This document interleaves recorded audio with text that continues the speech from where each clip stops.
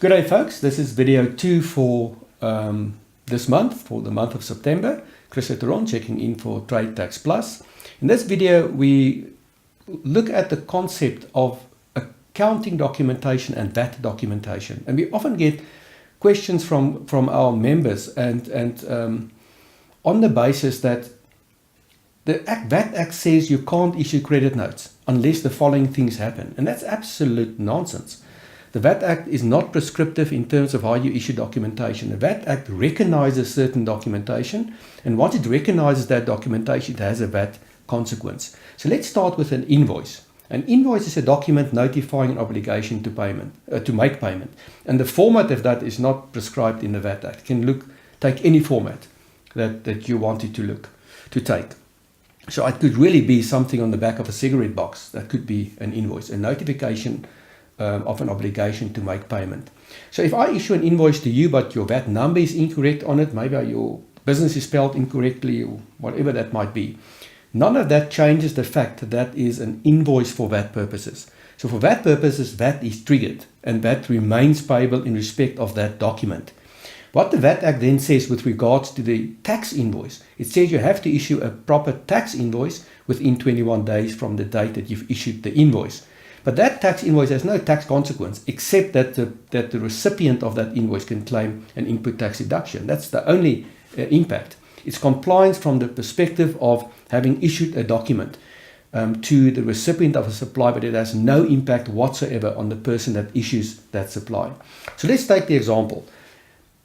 So you come to me, I issue an invoice to you, turns out it has the wrong VAT number on it. You come to me and say, listen, I need a proper tax invoice, and the proper tax invoice will then have a proper VAT number on the tax invoice.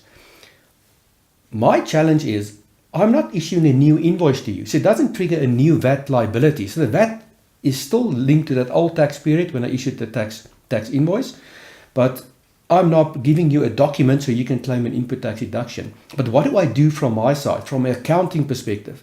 From an accounting perspective, I normally can't issue an invoice outside of the normal accounting convention. So I have to go back into my system. Essentially, I cancel the old invoice and I issue a new invoice. The only way you can then reverse the revenue that you've created by this new invoice for accounting purposes is by issuing a credit note. And that's where many people say, listen, we can't issue a credit note because the VAT Act says you can only issue a credit note for the following 5 instances. And then they list the instances that are listed in Section 21 of the VAT Act. But the reality is the VAT Act doesn't recognize any of those documents. It doesn't recognize that new invoice as a document which creates a VAT liability, and it doesn't recognize that credit note. You can issue 100 credit notes if you want to. The VAT Act only recognizes a credit note if it relates to one of those 5 instances. If we look at those 5 instances, they all relate to where there's a monetary change. So when you return goods, the amount payable disappears. When the nature of the supply changes, then it changes from taxable to exempt, for example. The tax amount changes. If goods are returned, there's no more VAT payable in respect of those goods, and so forth and so on. So all of those things, the 5 instances all have to do with the value that's on the tax invoice. Now for that, if the value increases, you have to issue a debit note in relation to that original tax invoice, because that's the additional VAT payable. If the amount decreases, then you issue a credit note. Those debit and credit notes are recognized, and they link to original tax invoices. And they have a VAT implication. So be careful that you don't confuse accounting convention with VAT. VAT Act only recognizes a invoice. It requires that you issue a tax invoice thereafter. So it recognizes that tax invoice for the person that receives it. And then the VAT Act also recognizes a credit note which is issued in respect of a previously issued tax invoice, and it recognizes a debit note that is issued in respect of a previously issued tax invoice. It recognizes nothing else. Everything else is just us accountants getting the books to balance. So I hope that clarifies that in a sense.